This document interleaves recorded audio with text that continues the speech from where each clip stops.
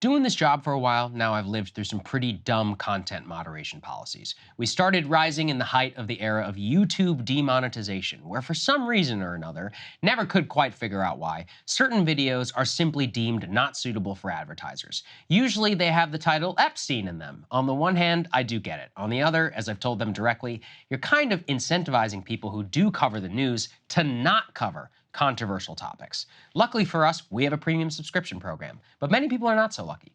Little did I know, though, at the time that worrying about whether Epstein videos are getting demonetized is the least of our problems, especially when COVID began to hit. All of a sudden, we're in the midst of one of the most intense censorship regimes the internet has ever seen, and navigating it was not only a total nightmare, it is now clear in retrospect the regime itself was totally wrong on so many things.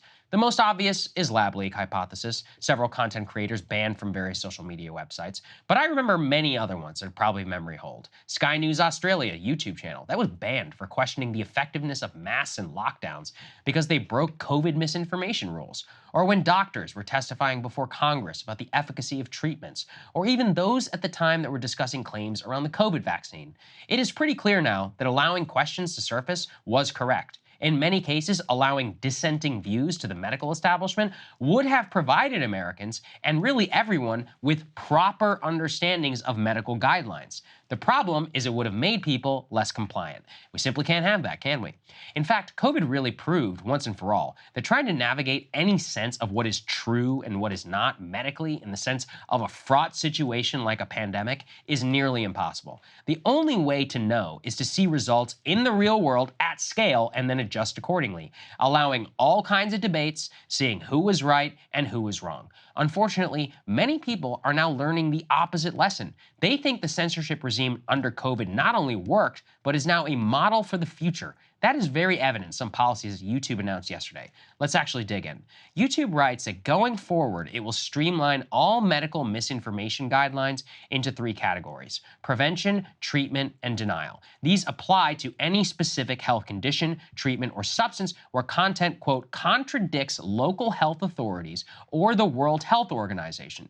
To determine if a video violates their policy, they, quote, evaluate whether it is associated with a high public health risk, publicly available guidance from health authorities around the world. I can't be the only one who sees a glaring hole in this policy. What if the World Health Organization is wrong? Luckily, that's never happened before, right? Well, how about this? For the first several months of the pandemic, the WHO said masks didn't prevent the spread of COVID. Then in June of 2020, they changed their mind. And then this year, they changed it again. So which is it? At which point was it true or not true, and then liable to be taken now off the YouTube platform?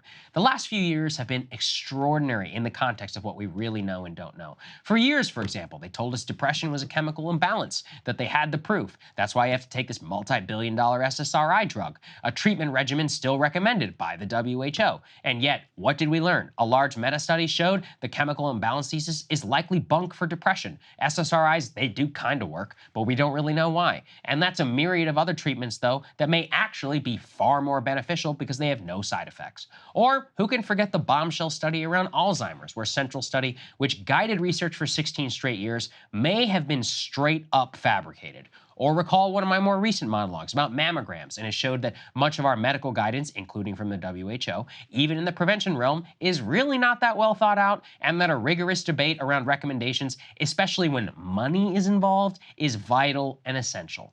I say all of this because I actually care about YouTube. Obviously, it's where we built our careers, but more so, I recognize it as one of the most powerful forces on Earth. Somewhere around 3/4 of the entire US population uses YouTube. If you want to fix something, you have to look it up on YouTube. I can tell you, as I continue on health journey, there is nothing I love more than going on YouTube and watching debates around diets or exercise protocols or nutrition. COVID should have been a lesson to all of us that the medical establishment doesn't know nearly as much as they claim to.